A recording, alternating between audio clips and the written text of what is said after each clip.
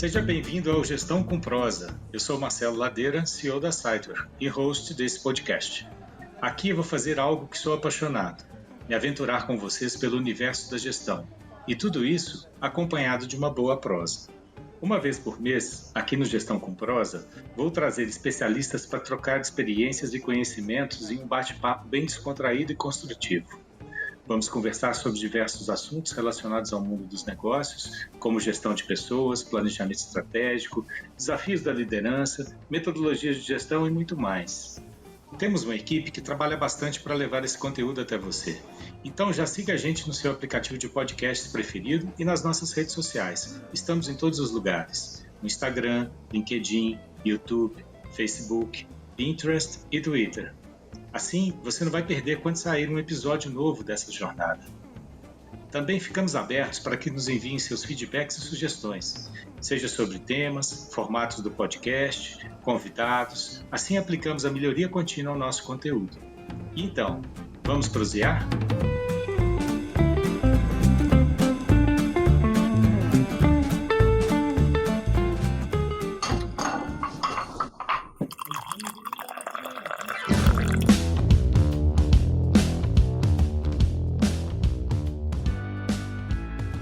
Olá pessoal, aqui é o Marcelo Ladeira, CEO da Siteware. Hoje estou aqui com Carlos Roios, coach executivo e empresarial, e vamos conversar sobre engajamento e produtividade à distância.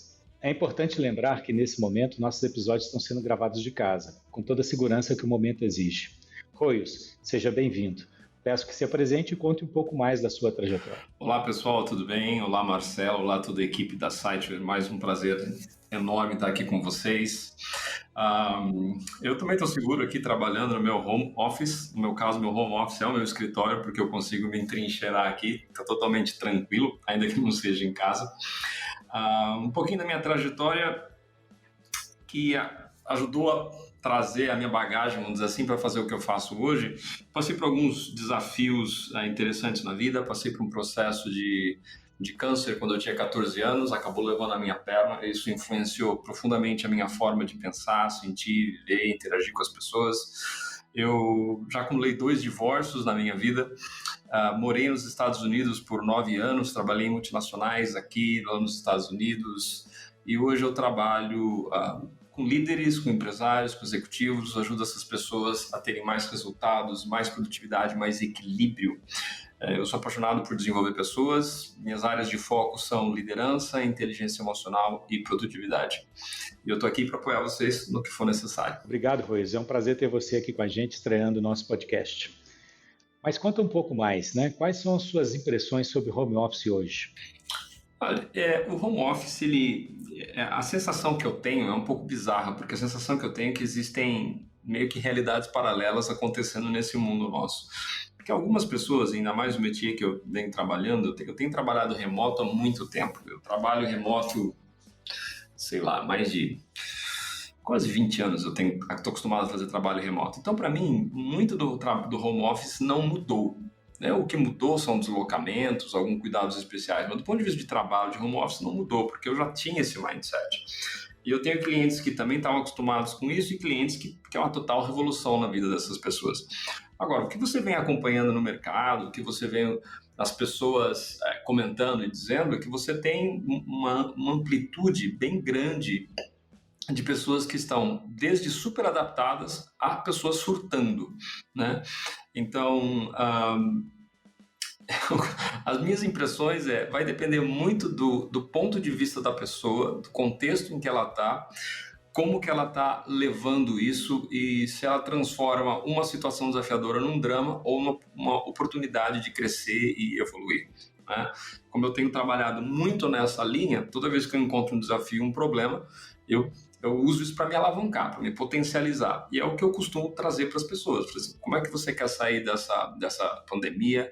Você quer sair do jeito que você entrou ou você quer sair uma pessoa melhor, um líder melhor? O que você está aprendendo nesse processo? Se você tivesse que ficar indefinidamente trabalhando de casa, usando esse sistema de lockdown, como é que você arranjaria a sua dinâmica? Porque algumas pessoas elas param de investir nelas mesmas porque elas estão esperando que algo aconteça. se algo talvez não aconteça em uma semana, em mês ou 6 meses. Tem novas pandemias aparecendo aí, novas ondas do próprio Covid. Então, assim, esse novo anormal, porque isso para mim não é normal, a gente não pode ter um ponto de entrada que diz pra gente, agora eu posso organizar minha vida. Não, a vida precisa ser organizada a cada momento. Então precisa fazer uma mini reforma em casa para você criar um home office e tudo mais. Então você encontra desde pessoas surtando, que têm uma baixíssima produtividade, a pessoas que nunca estiveram tão felizes e tão bem produtivas como estão hoje. Vejo você falando sobre comportamento de pessoas, foi isso. Num home office inusitado como esse, quais seriam os maiores desafios a serem enfrentados, tanto pelas equipes quanto para seus líderes? Eu venho acompanhando algumas empresas neste processo e, é claro, se a gente for pensar nas necessidades humanas mais fundamentais, os grandes desafios é manter as pessoas empregadas. Né? Quando diminui as vendas, quando diminui o faturamento, o caixa começa a cair, começa a entrar no lado negativo, sem previsibilidade de retomada. Muita gente está sendo mandada embora. Esse é um dos maiores desafios, porque essa força de trabalho vai estar desocupada e vai estar competindo por novos lugares. Tem um impacto econômico e social enorme. Agora, assumindo as pessoas que não passaram por esse processo, que estão empregadas, que estão em equipes, a minha percepção, na minha experiência, o grande desafio que os líderes e as equipes têm é que eles não focaram no desenvolvimento de inteligência emocional. E quanto mais eu estudo esse tema, mais fascinado eu fico por quão negligente nós somos desde o sistema educacional básico, faculdade, ambiente de trabalho, em que o máximo que a gente faz é um ajuste cosmético na nossa vida e na vida das pessoas. Basicamente, a gente não aprende a lidar com desafios. O que a gente quer é simplesmente remover os desafios da frente. Eu vou dar um exemplo. Em vez das pessoas se acostumarem, é um exemplo bobo, tá? Mas só para ter uma ideia paralela. Em vez das pessoas se acostumarem a levantar da cadeira para mudar o canal, a gente inventou um controle remoto. Ou seja, você não desenvolve resiliência, inteligência emocional para a pessoa vencer os obstáculos. A gente simplesmente elimina os obstáculos. Essa é a vida moderna. É isso que a modernidade e a tecnologia faz. Graças a Deus, ainda bem que é assim. Mas o problema é que a gente passa isso para todas as áreas da vida. Então, a gente não aprende a fazer gestão de relacionamentos, a gente não aprende a trabalhar à distância, a gente aprende na marra, né? Só que a gente não utiliza a melhor metodologia. Né? E eu sempre gosto de trazer que a gente precisa ter 3 pontos para ter sucesso. A gente precisa ter clareza do que precisa ser feito, a gente precisa ter a mentalidade, a motivação certa e a gente precisa ter um método. E quando as pessoas se veem diante de uma situação como essa, com os desafios de trabalho à distância, poucas são as pessoas que investem em entender exatamente o que precisa ser feito de verdade para você poder trazer efetividade para as pessoas. E um dos aspectos principais é, num ambiente de insegurança, de medo à distância, você precisa trazer confiança, você precisa trazer harmonia, precisa trazer algum tipo de estrutura social em que as pessoas têm o mínimo de contato, mesmo à distância, para que elas estejam bem. Então, o primeiro ponto que as empresas, as equipes, as lideranças deveriam estar tomando agora é garantir que as pessoas estão bem, que os contatos sociais, ainda que estejam à distância, sejam feitos, que tenham meetups diários, estejam conectados olho no olho, que façam esses encontros online sistematicamente, se for necessário 2 vezes por dia ou 3 vezes por dia, porque esse contato é muito importante, para que a pessoa não fique à distância. Existem pessoas que têm uma tendência mais natural a serem mais reclusas e essas pessoas estão em paz. Eu, por exemplo, agora adoro trabalhar sozinho, adoro trabalhar à distância ou em grupo. Eu consigo navegar por isso, faz parte do meu desenvolvimento. Mas tem algumas pessoas que gostam de estar junto. Então, como é que você traz esse estar junto para essas pessoas? Para mim, o principal desafio, que como consequência você vai ter baixa produtividade, você vai ter baixo engajamento, você vai ter pessoas se desconectando, é porque não se trabalha no essencial. E isso a gente chama de inteligência emocional, que é você ter autoconsciência, você ter gestão das suas emoções, consciência social e gestão emocional dos relacionamentos, né?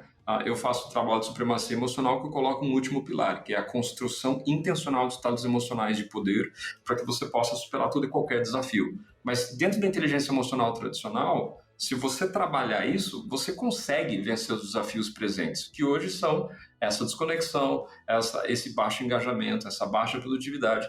E já direcionando para uma possível solução, líderes precisam se conectar com o ser humano, precisam se conectar com a pessoa.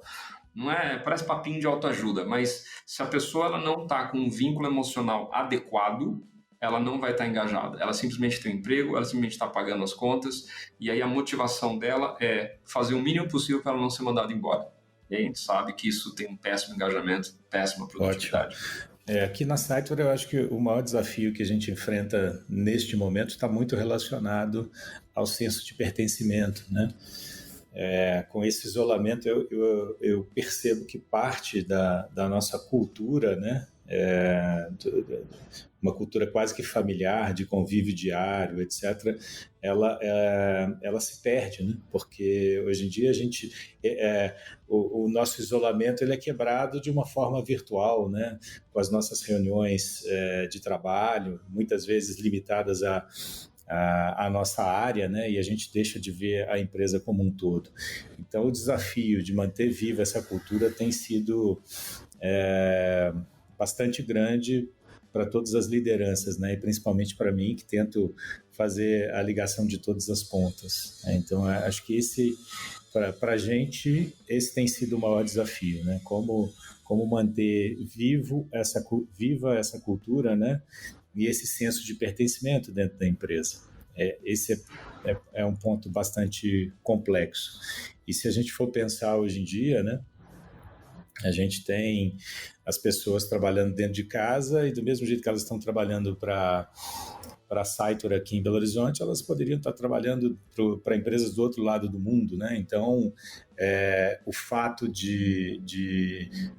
do meu trabalho ser perto da minha casa ou ser na mesma cidade deixa de ter a relevância que tinha 3, 4 meses atrás, quando eu pegava o carro, dirigia 5 quilômetros e estava na sede da minha empresa trabalhando, né? Então, hoje em dia, eu posso, teoricamente, trabalhar para qualquer empresa, né?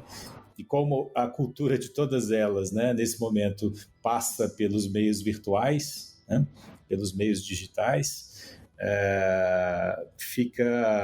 a gente quase que nivela por baixo, né, essa ideia de uma empresa com uma visão quase que familiar de convívio, etc. Então, eu diria que como liderança, esse tem sido o ponto durante a pandemia que mais tem me preocupado. Eu acho que eu vou pegar o gancho daquilo que você estava falando em relação à cultura.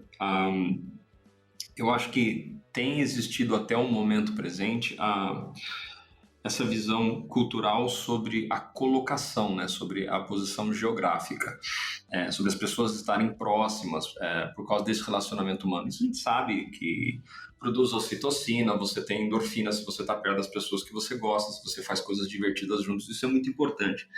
Mas a cultura, para mim, ela transcende esse tipo de coisa.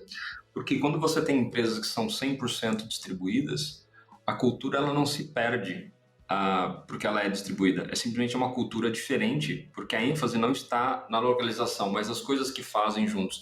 Eu vi uma empresa que eles fomentam... esse é um negócio bem interessante. Eles fazem o fomento de novas tecnologias. É uma espécie de uma incubadora, mas que trabalha esse lado de design thinking dentro de grandes empresas, que é o IMI. E eles fazem uns projetos muito interessantes para manter a cultura das pessoas mesmo à distância. Então eles fazem, por exemplo, coisas que parecem assim, muito simples, mas que têm um engajamento muito bom para a idade das pessoas, para o público da maior parte dos funcionários, dos colaboradores. Por exemplo, eles fazem edição de música, em cada um canta um pedaço da música, depois lançam um vídeo, eles fazem uns meetups enormes, eles têm muita questão de yoga e mindfulness, então eles fazem esse tipo de sessões, se não me engano, eles fazem sessão online, coisas do tipo, e eles reforçam a cultura deles, que é muito presencial, através das ferramentas online. Então, assim, eu acho que uma das coisas que a gente poderia fazer nesse momento para trabalhar é justamente resgatar quais são os elementos chaves da cultura das empresas que são independentes do espaço físico e da localização. Porque imagina se, por exemplo, vamos pegar o exemplo da Cytware que você citou. Faz um fast forward daqui a 20 anos e a Cytware está presente em 50 países. Como é que você mantém uma cultura em 50 países se ela é limitada à participação das pessoas estarem próximas. Então, você teria 50 microculturas diferentes? Sim, vai acontecer isso, porque cada local tem os seus ritos, tem as suas tribos, mas a cultura ela precisa transcender isso. Não só na localização, nos hábitos, vamos dizer assim, próximos que as pessoas têm, mas também no que as pessoas acreditam, nos valores, na missão da empresa, nos mantras, né, que são as frases que se repetem com consistência, tipo, os hashtags da vida humana, vamos dizer assim, né, o que a pessoa fala, né, eu cumpro a minha missão. Então, se você tem um bordão como esse que eu chamo de mantra, as pessoas sempre vão estar falando, não, eu cumpro a minha missão.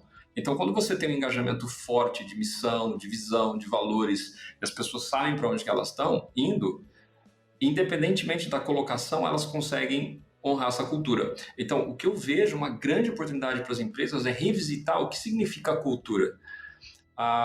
Porque, de certa forma, como é que eu posso dizer isso? É razoavelmente aceitável a gente perceber que estamos perdendo a cultura porque a gente está distribuído, porque a gente está à distância. Mas, em vez de ficar olhando para a cultura de trás, que tal a gente construir uma cultura lá na frente, lá no futuro, que independente do lugar, as pessoas elas vão querer continuar trabalhando com a gente. Porque se você tem uma cultura que depende da localização, e infelizmente muitas empresas vivem essa situação hoje, como você colocou, no momento que tiver distribuído, no momento que as pessoas estiverem localizadas home office em lugares diferentes, elas vão para o highest bidder. Quem pagar mais, elas vão. Mas tem alguma coisa que segura essas pessoas. É amizade, é relacionamento, não é só a localização. Existe algo por trás. Então, na minha percepção, as lideranças precisam trabalhar aí. Elas precisam encontrar quais são os pontos de conexão que transcendem as pessoas estarem próximas. Né? Eu tenho amigos em outros países. Se eu quiser manter esse relacionamento, eu posso fazer uma call, um Skype call, né, um Zoom, um WhatsApp vídeo, ou um Meetup, o que seja. Uma vez por semana, uma vez por mês, eu mantenho esses relacionamentos vivos. E parte do folclore que nós temos, né, dessas amizades, são das coisas que a gente fala, os assuntos que nos interessam, as conexões que a gente tem. Obviamente, o ser humano, do ponto de vista neurológico e social, foi feito para estar próximo. Mas a maior parte das pessoas, elas têm um mínimo de outros seres humanos convivendo nesse momento. São raríssimas pessoas que estão absolutamente isoladas nesse momento, né? Elas têm, você consegue ir no supermercado, você consegue fazer coisas... Tem pessoas que vão no supermercado para fazer terapia, né? Para poder ver outras pessoas, né? Ainda que seja todo mundo de máscara, consegue fazer. Então, eu acho que o meu ponto aqui, para finalizar, é onde que está a cultura que transcende o espaço, a localização das pessoas. Focando nisso, eu acho que é o que as empresas podem fazer para realmente terem resultados a longo prazo, independentemente da situação de pandemia, de distribuição geográfica. Quando você estava começando a conversar, a comentar, né, a forma de atuação e de obter o engajamento, eu comecei a ter insights ali de que, poxa, tem que ser construída talvez uma nova cultura, uma nova forma de ver as coisas, né? E não olhar sobre a perspectiva do copo meio vazio, e sim do copo meio cheio, né? Quer dizer, vai florescer alguma coisa nova daí. E logo depois você engatilhou nisso, né? Que talvez é momento de definir uma nova cultura, né? Baseada talvez nos mesmos valores, né? Mas uma cultura que possa sobreviver a essas questões de distanciamento, isolamento, questões geográficas, etc. Perfeito. Me enxerguei bem no desafio, né? Tem que enfrentar esse desafio aí.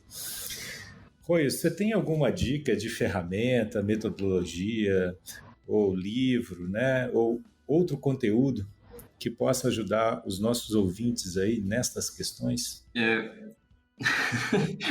É difícil dar uma coisa específica, uma metodologia, uma leitura. Eu consumo muita coisa. Eu sou um leitor e um ouvinte ávido de livros, de podcasts, de vídeos no YouTube.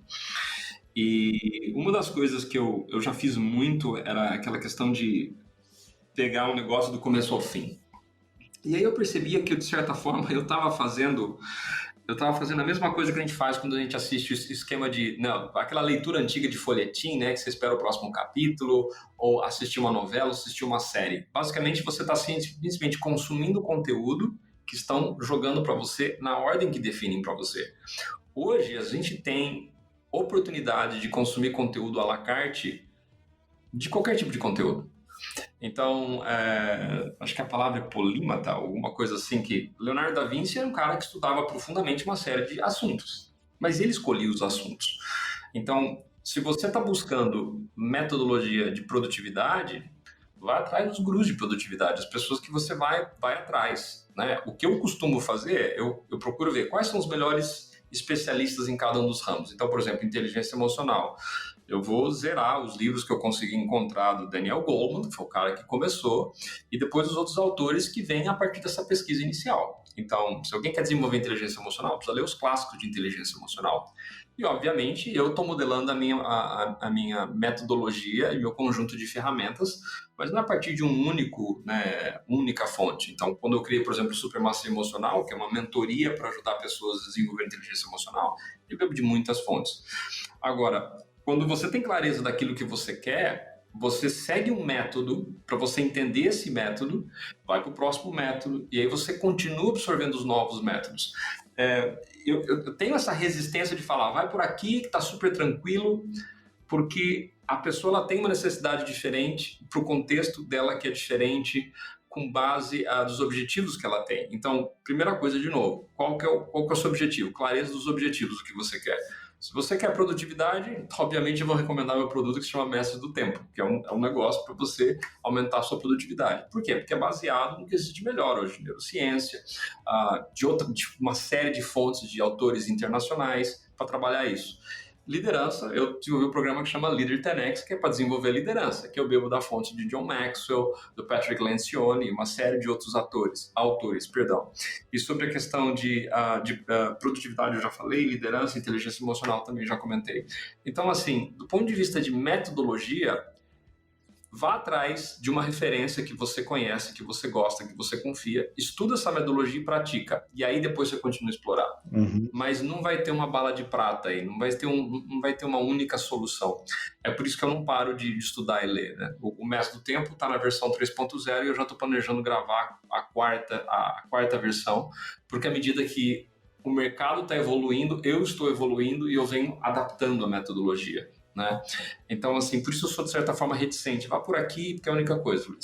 Escolhe um autor, entenda a metodologia desse autor, comece a estudar a metodologia desse autor e aí você começa a explorar. Não fique preso nisso, porque senão isso pode te limitar. Essa é a minha forma de pensar em relação a isso. Bom, eu queria voltar um pouco à questão da produtividade, Ruiz, porque a gente escuta, né, de diversas lideranças aí, que têm percebido seus times altamente produtivos nesse momento de isolamento e de trabalho home office, né?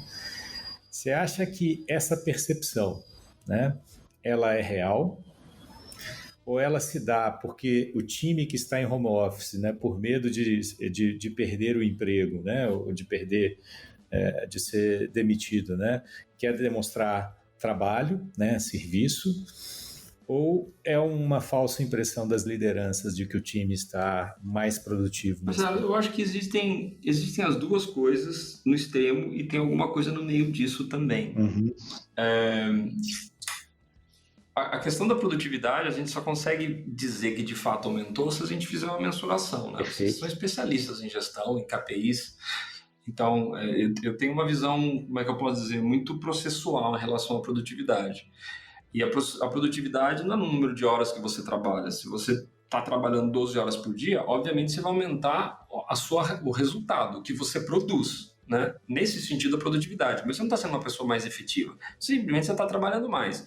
E a consequência é que você vai render menos. Isso é uma das coisas que eu venho aperfeiçoando ao longo dos últimos meses, que é fazer cada vez menos com cada vez mais resultado. Isso, de fato, é aumentar a produtividade. Então, por questões pessoais, não só da pandemia, eu estou ficando 4 dias, de 3 dias e meio a 4 dias com os meus filhos, né? Uma filha mora comigo, um filho mora comigo e mora com a mãe dele, né? Porque a gente se separou, então a gente tem uma questão de guarda compartilhada, nós temos um processo super tranquilo, super em paz. Então a minha disponibilidade de tempo para o trabalho diminuiu mais da metade. E hoje eu faço tudo que eu preciso fazer e estou desenvolvendo novos programas e novos projetos. Porque o foco, e aí eu vou dizer assim, talvez se é um ponto de partida para as pessoas começarem a produtividade, é focar no essencialismo. O que é essencialismo? Não é um conceito novo, mas o Greg McKeown trouxe esse conceito que é sensacional e é muito parecido com A Única Coisa também, que é um outro conceito, um outro livro que é, basicamente, você precisa eliminar tudo que é bom, mas não é ótimo da sua vida. Então a questão é, se a pessoa está parecendo produtiva, você tem números para dizer que de fato a pessoa está sendo produtiva? Se ela, vamos pegar um caso de software, a pessoa resolve bugs. Se o throughput, né, o ponto de produção dela é basicamente 5 bugs por semana, e ela agora está produzindo 12, e a pessoa não está com problemas emocionais, não está surtando, não está doente, beleza, aumentou a produtividade. Do ponto de vista da liderança, é maravilhoso. Agora, se vai ter impacto a médio e longo prazo? Não sei. Se a pessoa está se deteriorando, está abrindo mão de família e tudo mais. Qual que é a ideia do essencialismo? Uma forma de ver isso, tá? Isso não é nem a recomendação do McKeown, não é a recomendação do livro, mas é como eu gosto de pensar. Se você tivesse uma única coisa para fazer essa semana, o que você faria? O que é a coisa absolutamente primordial de fazer nessa semana? Para mim seria, eu vou cuidar da minha saúde e da saúde dos meus filhos, é isso que conta. Essa coisa mais importante. Eu posso ser mandado embora, posso fazer qualquer coisa, não interessa. Né? Meus clientes podem todos cancelar os contratos comigo, eu perder tudo. Se meus filhos estiverem bem, eu estou bem, essa é a minha prioridade número 1, né? Do ponto de vista de saúde, bem-estar. Aí, qual que seria, garantindo que eles estão bem, qual que seria a minha prioridade número 2? Bom, eu quero continuar o operacional da vida. Então, cuidar, transcender isso, ir para o lado educacional, ir para o lado de saúde, manter a empresa funcionando. Qual que seria a prioridade número 3? A prioridade número 3 é crescer a empresa, crescer meus negócios. Né? Eu gosto sempre de pensar num projeto de 10x. O que eu preciso fazer para a minha empresa crescer 10 vezes, dependendo cada vez menos de mim, cada vez de forma mais automática. Dentro do meu trabalho, atender em grupos, em vez de individualmente, e ter programas e infoprodutos que as pessoas compram sozinhas. Ou seja, tem uma máquina de vendas que funciona sozinha, com o mínimo de interação e dependência em mim. Então essa é a minha terceira prioridade, vamos dizer assim. E isso é o conceito de essencialismo. Você corta tudo aquilo que não é essencial. Então, quando você tem num ambiente home office, parte do deslocamento, que no sentido que ele era algo essencial, mas deixa de essencial, então, para algumas pessoas é meia hora por dia, para algumas pessoas é 1 hora por dia, para algumas pessoas são 2 horas por dia. Então, o que acontece? Se eu me desloco 2 horas por dia e agora eu tenho 2 horas a mais, eu posso ficar 1 hora a mais trabalhando e 1 hora a mais cuidando da minha casa, cuidando da minha saúde. Então, nesse sentido, a produtividade da pessoa aumentou. Agora, o que normalmente acontece, se a pessoa não tem essa forma de visão, ela não planeja semanalmente o que ela tem que fazer, ela não tem metas, não tem objetivo, não tem um propósito claro, falta clareza, o que ela acaba fazendo é trabalhando, porque ela muda, é como se mudasse uma chave da cabeça dela, que eu estou no ambiente de trabalho. E eu tenho algumas pessoas que já me falaram isso, assim, não, eu acordo e já começo a trabalhar, 7 horas da manhã, antes eu chegava no trabalho às 9, assim, mas isso é uma bobagem, por que você faz isso? Então, assim, sim, tem gente que está sendo muito mais produtiva, tem muita gente que está trabalhando mais, mas não está sendo mais produtiva, e tem muita gente que está trabalhando menos e sendo mais produtiva. Então, assim, é difícil, de novo, generalizar, porque eu tenho visto de tudo. Eu estou passando por um processo de produtividade insano. Ainda que eu tenha menos tempo de trabalho, talvez eu nunca tenha rendido tanto, porque eu foquei no absolutamente necessário. Eu não tenho tempo disponível como eu tinha antes, para fazer tantas coisas. Então, basicamente, o que eu estou fazendo é matando projetos. Estou focando em coisas no absolutamente necessário. Não sei se a resposta foi um pouco diferente do que você estava planejando, mas pelo menos isso que me vem à cabeça com essa sua pergunta. Perfeito, Ruiz. No caso específico da Cytor, né, eu não tenho sentido essa perda de produtividade, não. Mas, além da cultura, né, outro ponto que eu percebi que dificultou bastante para a gente nesse momento é a parte da comunicação, né?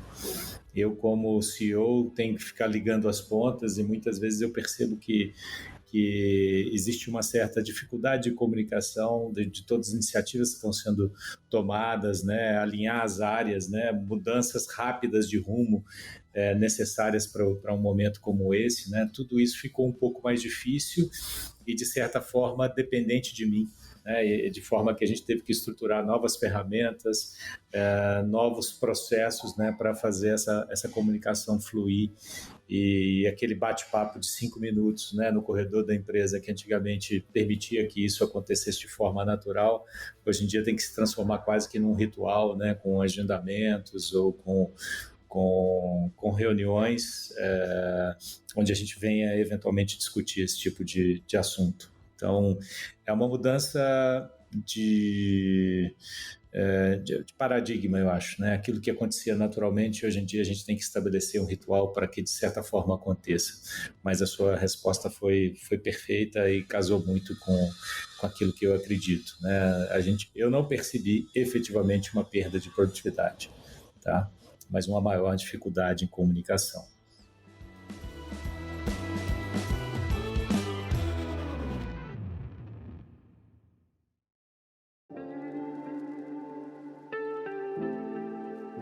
Bom, agora eu tenho algumas perguntas aqui que podem inspirar um pouco quem está nos ouvindo.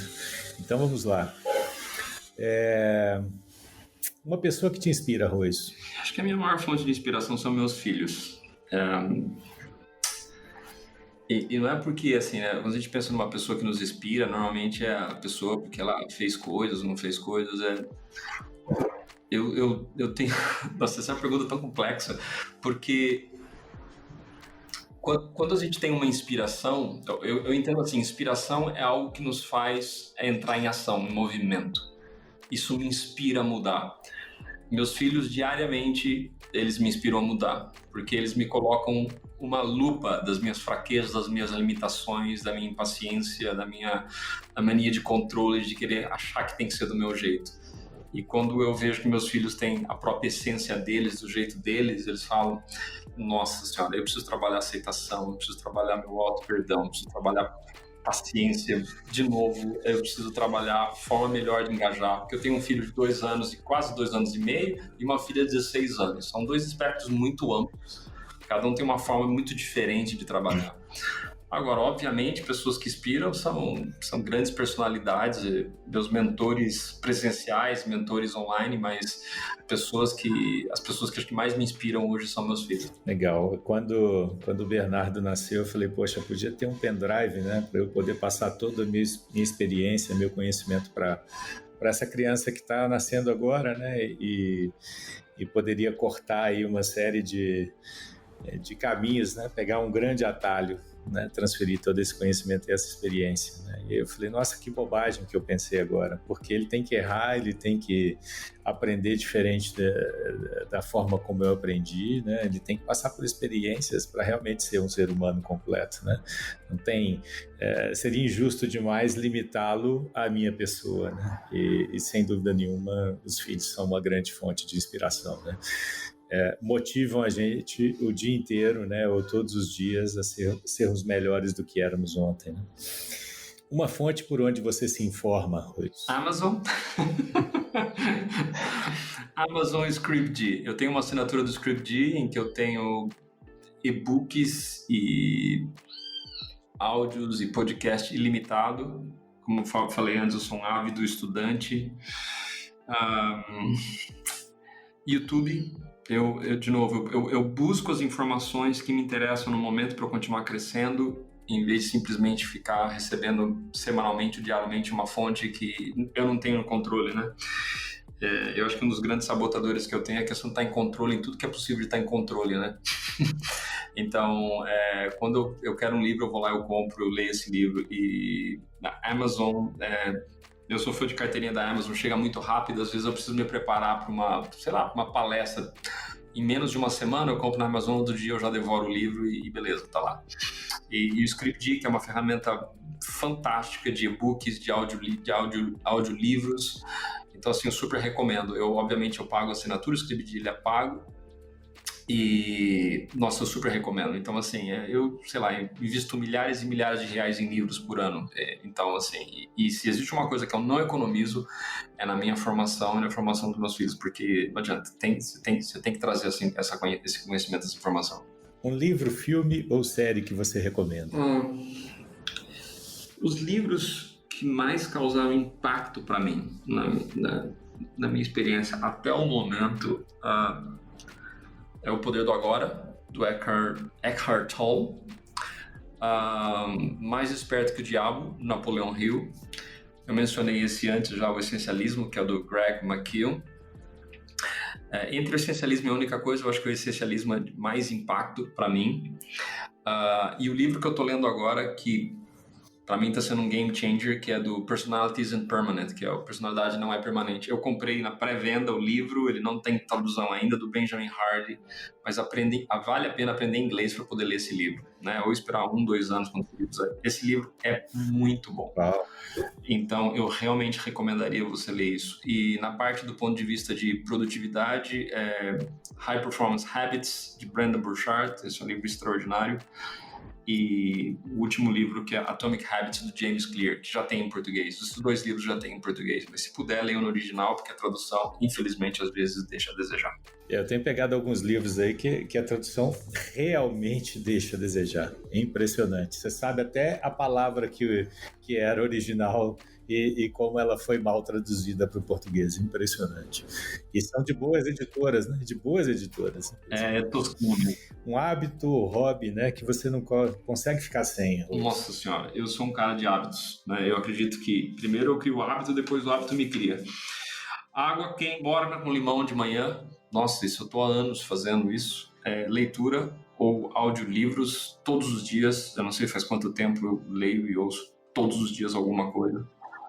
Água, muita água. Eu estou trabalhando, entre 3 a 4 litros de água por dia. E quanto mais água eu tomo por dia, melhor é para mim. Meditação. Eu estou mais 6 meses ininterruptos meditando todos os dias. Exercício físico. E agora eu me reapaixonei com os ritos tibetanos, que é um negócio absolutamente simples e transformacional para a saúde e para a energia. Então eu estou ferrado meus hábitos, meus hobbies. E tem uma coisa que eu gosto de fazer também todos os dias, que é tomar banho gelado. Esse eu dispenso. Agora, os ritos tibetanos eu não conheço. Como é que é?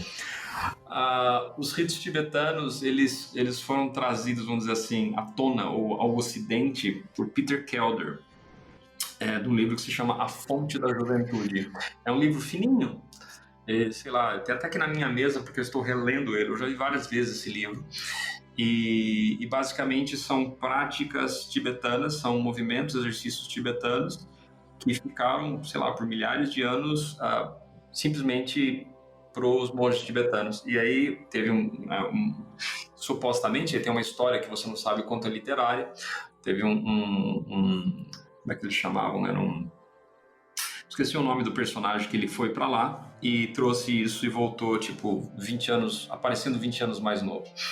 E os 5 ritos tibetanos são 5 movimentos que você faz, que traz um alinhamento interno, trabalha flexibilidade, respiração, e é incrível. Depois de 10 dias que você começa a fazer, você começa a sentir a diferença.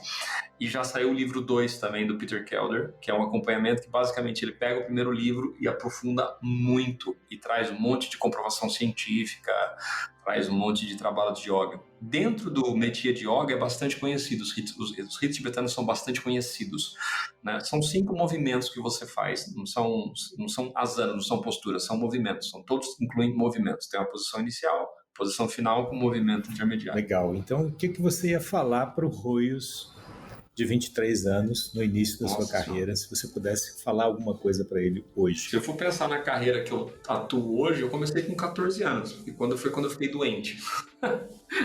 Porque lá eu comecei a aprender a lidar com questões emocionais e desafios. Eu acho que eu começaria a ter trabalhado meus hábitos antes. Então, cuidar de mim para poder cuidar dos demais é uma filosofia. Eu tenho basicamente 3 filosofias de vida agora, não as únicas, mas são 3, que é não me ferir e não ferir os demais, cuidar de mim para poder cuidar dos demais, usar tudo para crescer, aprender e evoluir. E eu gostaria de ter ensinado esses 3 princípios para mim lá atrás. Porque essa questão de cuidar de mim para poder cuidar dos demais, dos meus filhos, dos meus clientes e ser um ser humano um pouco mais decente e trazer mais contribuição é aquela história, ninguém dá carona a pé, pobre não vai ajudar outros pobres, você tem que estar bem para você poder ajudar outras pessoas, você precisa ter saúde para levar saúde para as pessoas, você precisa ter inteligência emocional para levar inteligência emocional. e os hábitos são o que constroem as competências, né? Eu gosto de sempre pensar que você tem uma visão de futuro, você tem um conjunto de estratégias, você tem competências para desenvolver, e a competência você desenvolve construindo hábitos. Então, se não tiver hábitos, você não vai desenvolver competência, vai levar muito tempo. Então, se você quer avaliar o grau de crescimento da pessoa, não o grau de produtividade da pessoa, mas o grau de crescimento que essa pessoa tem entende os hábitos que essa pessoa tem. E isso é o que vai trazer. Então, se eu pudesse falar algo para mim lá atrás, eu falei, cara, desenvolva hábitos positivos ontem, porque isso é o que vai carregar você pro resto da sua vida e vai aumentar a sua longevidade, sua felicidade, sua realização e tudo mais. Legal demais, foi isso. Além, né, de desenvolver bons hábitos, tem mais alguma dica ou aprendizado que você leva com você e pode ajudar outras pessoas também? Eu vou dizer uma coisa que eu tenho trabalhado muito e eu acho que é algo que eu vou trabalhar pro resto da vida. E eu resumo isso numa frase que é estar presente com os presentes, no presente e ser um presente. Estar presente significa estar lá, né? Aparecer. Você se comprometeu com algo? Vai lá. Né? Se aconteceu que você chegou em casa, as pessoas estão sentadas batendo papo, senta e bate papo. Esteja presente, né? Esteja ali. Estar presente com os presentes prestar atenção nas pessoas, né? A gente nunca consegue ajudar alguém se a gente não sabe o que essa pessoa precisa. E estar presente com os presentes significa que você está lá para elas, né? Para essas pessoas que estão lá, com o contexto que está lá. Você sai do ego, sai do que está dentro da sua cabeça, você está com as outras pessoas. No presente significa que o presente, né? E aí de novo vem aquela questão do poder do agora, do essencial. Se eu estou aqui com as pessoas, mas eu estou pensando, por exemplo, estou em casa com a minha família, eu estou pensando no trabalho, eu não estou presente com os presentes no presente, eu estou pensando em umas coisas que ficaram para trás, coisas que eu tenho que fazer no amanhã. Então, como o presente é o único, metafisicamente falando, né, filosoficamente falando, o presente é a única coisa que existe de verdade, tem que estar no presente. E se fazer um presente como é que você pode deixar as pessoas melhores do que as você encontrou? Ou emocionalmente melhores, ou com uma informação melhor, ou com um carinho, afeto, ou se você passa por um ambiente, você deixa o ambiente mais organizado. Realmente isso para mim tá se transformando numa proposta de vida e é muito desafiador para mim, porque a minha cabeça divaga demais e depois que eu comecei a meditar, isso tem me ajudado muito. E a outra recomendação que eu daria, que eu dou para os líderes de uma forma geral, mas eu dou também quando se fala para filhos e para relacionamentos, são duas regras basicamente, né, que resumem todas as outras. Primeiro, it's not about you, não é sobre você. Quando você está lá num relacionamento, você está pela pessoa, pelas pessoas que estão lá, não é sobre você, é sobre as outras pessoas. Se você quer ser um líder, você está liderando as pessoas, você não está liderando por você está liderando por elas. Você precisa fazer sacrifício como líder para ajudar a sua equipe a crescer, as pessoas se desenvolverem. É por elas, não é sobre você. E a segunda regra, vamos dizer assim, que vai junto, que não é sobre você, se você espera que as coisas mudem, se você espera que as pessoas mudem, se você espera que o comportamento das pessoas se modifique de alguma forma, é 100% sobre você.